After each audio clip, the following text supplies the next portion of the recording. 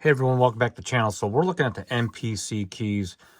I know my sort of first take on it as an owner of one came almost a year later. But however, I wanted to preface this that I looked at the MPC keys initially, and obviously I couldn't get one in the beginning. I was kind of late to the game. But I didn't find a real reason to connect with it. And that's being an MPC owner. I owned a Live and an X. And I couldn't figure out the reason for it, to be honest with you, until I got to try one out at the local music store. They had one on display, like a used one and all that. And, you know, being a keyboard player and traditionalist of the older workstations like the Phantom, all the Phantoms and all that, the original motifs, the M1, T-Series, ONWs, I could immediately connect with this guy. Something about it connected. So I went online, ordered one from Sweetwater, and it's like $400 off basically right now. And I loaded this actual template straight that I use on the computer. This is one of those things that supports one workflow, different form factors depending on what you need it for. And there's something really, really special about what they have done, but doesn't come without, you know, minor quibbles. I mean, nothing's perfect. Of course, the keyboard wasn't even, I think this original launch was like $1,800, It wasn't at the highest end. And so I'll leave this question for those of you that stick around the end of the video. If Akai made a workstation that was $29.99, for example, so $1,000 more, a little bit more, $1,000 more, and they included more metal on it, a better, slightly better sound card, and I'll get to that in this video as to why I'm saying that, and 16 Q links, right? We're talking about for 61 key MPC keys. Would keyboard players like myself and others out there go for it? Because I know there's a lot of people that are holdouts. Okay, so that's the question. Sort of, I'm saying that now for the end after I talk about a little bit about what I think about this. So there's some really good, some medium good / bad, and then just bad. And so it's like 3 different tiers. It's not about 5 things I love, 5 things I hate. There's sort of that middle ground. And in each one of these assessments that I have, you may be someone out there that doesn't give a rat's about what I think is good. You may think what I think is bad. It's a non-issue for you. So this is just through my perspective. So the number one star of the show is same workflow as I do usually on the MPC X or on the software. I don't have to learn, let's say, a montage and then a Chronos and then the MPC. It's all the same, pretty much nomenclature, same language. Okay. Full compatibility as far as your projects. Okay. Fantastic. Okay. So I'm using all key groups. Of course, you know, in this video, I'm using all these key groups here from the custom expansions. Okay. So extremely tight parity between the different things, which is fantastic. There's nothing like this that can do this. There is no instrument that has its own DAW and its own vast product like this. This is a one-of-a-kind Charlie, no pun intended, okay? Now,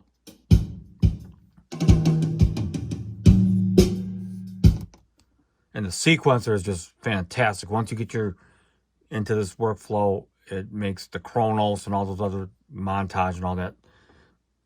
Because I own all those. I had all of those. The Phantom, it just makes those, it puts them off to the side in a whole different kind of category.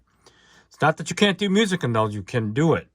But, so something really unique about this. And keep in mind, this is a sampling keyboard. I know they got the plugins in there, but the heritage of Akai is all about sampling. And hopefully they don't take that away from us in a sense. So anyway, what this has allowed me to do is create the actual, what I call traditional workstation of my dreams, being able to take only the sounds that I like to use predominantly in here, with the exception of these few packs here, which I'm okay with. You can't get rid of them. It is what it is. These are all my expansion packs. They all fantastically live in here.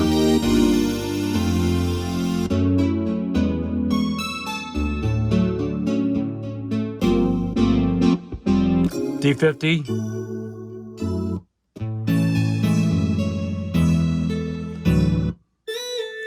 Everything I like about the AWM stuff.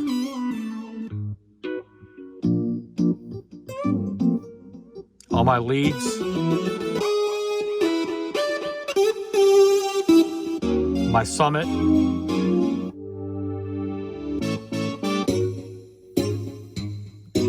All my favorite basses.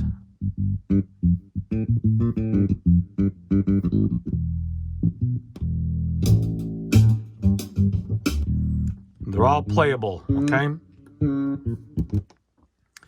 And all that, so they're all very playable. So now, all that said and done, that's the, and by the way, the stuff that I personally love about it overshadows sort of the, what I call like the things I don't love about it. But I'm going to say what they are anyway. So if you're new to the channel, if you're revisiting the channel, you know how I feel about the Q links. Love to have 16 Q links. There are ways around it, but you know, I'm not tickled to death over it, having only 4 Q links. But you can still work the system without it, okay? And then, what was the keyboard itself? It's okay. It's not fantastic. The keys are a little stubby. I mean, I wouldn't mind them being just a little bit longer, but they went with a budget cheaper keyboard. If they make another keyboard, I'll probably buy it if they improve on the key bed length and using better materials and all that and better sound card. I mean, I'd be willing to spend up to $3,000 for one if they made it almost like an MPC Keys X, if you will. Even with the 16 Q links, I would love to have it. Okay, and so like I said, the outputs, there's only 4 outputs, so that they kind of slimmed on that. That may be a non-issue for some. Of course, no SD card reader, all right? That may be an issue for some. Of course, smaller screen, like you'd see on the live and all that. Now, there's only one so far as like negative, if I can really, and there is no getting around it that I know of, as the sound card in here, in spite whether you like the quality of the sound of the MPCs and all that, it's 44.1. So if you're going to use this as your sound card to run like a laptop or whatever, you just don't have real high bit rate in there. So you're talking about 44.1. If you're an MPC X owner, you know you can do up to 96 with a buffer of 32, and this is just 44.1. It's a slight quibble, but like I said, I use an external sound card anyway, so it's kind of a moot point. Now, as far as controlling the software, it works wonderful, just like all the other MPCs. It works fantastic.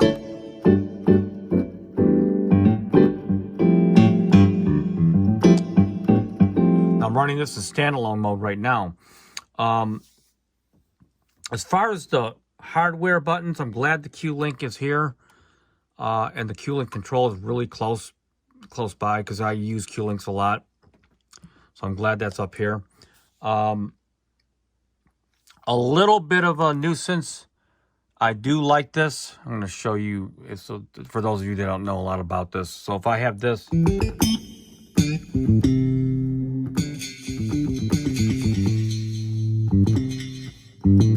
Wonderful. Love it. But let's go into here. I'll put this on band pass. I'm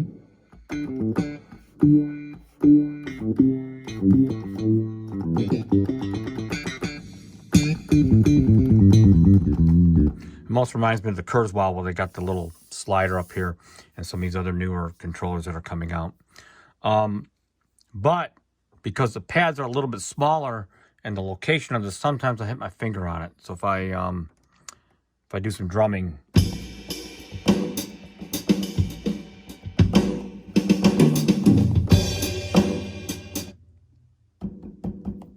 See? So you can sometimes tap it, so I have to kind of be careful on that.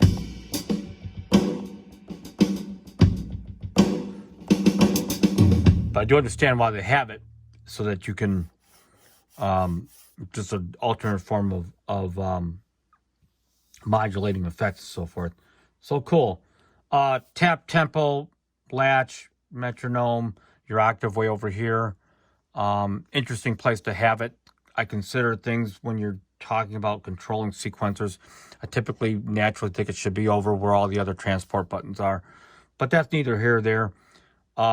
What I can tell you, and this is not a Kronos bashing day, because I've owned a couple Kronoses in the past. What I can tell you about this is all the buttons on here have real functions, and they have everything to do with this.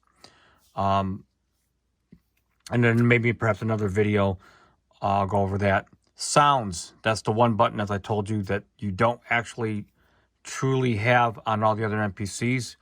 Of course, you can get to it from this tab here, sounds, but nothing beats having a hardware button for things that you're going to repetitively use. So that's my first look at the MPC keys. Until next time, peace out.